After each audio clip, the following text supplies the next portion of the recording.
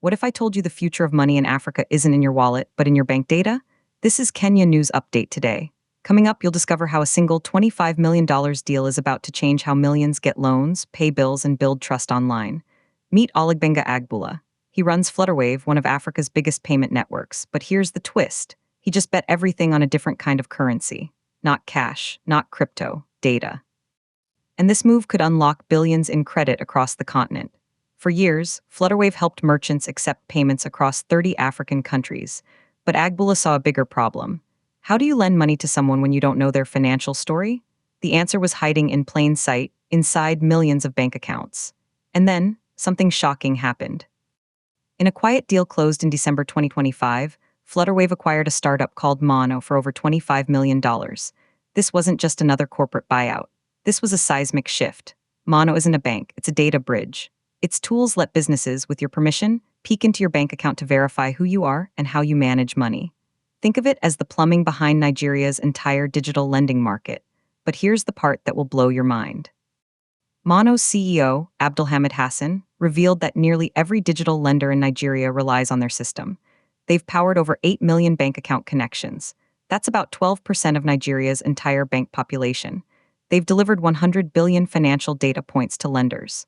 100 billion, that's the raw material for a credit revolution. Payments, data, and trust cannot exist in silos, Agboola said.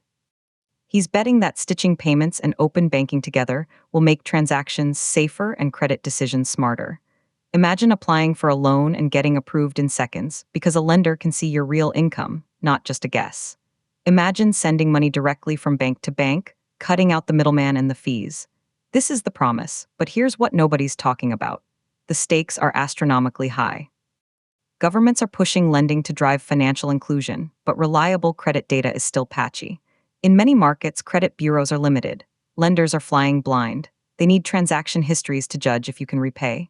If the economy is going to be credit-driven, you need deep data intelligence, Hassan warned. And then there's the trust factor. For this to work at scale, regulators and customers must believe their funds and information are ironclad. One breach could shatter the entire dream. The acquisition lands as Africa's fintech scene begins a dramatic consolidation. Infrastructure firms are merging around proven platforms. This deal is a rare, sizable exit in a market where acquisitions are still uncommon. Early investors in Mono didn't just get their money back. Some saw returns up to 20 times their initial bet. That's venture capital gold in an emerging market. So, what does this mean for you? If you're in Kenya, Nigeria, or anywhere across Africa, your financial identity is about to become your most valuable asset. Your daily transactions could become the key to unlocking a loan for your business, your education, or your home. The line between your bank account and your opportunities is blurring. But this also raises a giant, unanswered question. In the rush to connect payments and data, who truly guards your privacy? Do you trust a system that can see your entire financial life to also protect it? The deal is done. The data is flowing. The future of African finance is being rewritten not with cash, but with code. Do you think open banking will unlock opportunity or create new risks? Drop your take in the comments. Subscribe to Kenya News Update today for more on the tech reshaping our continent.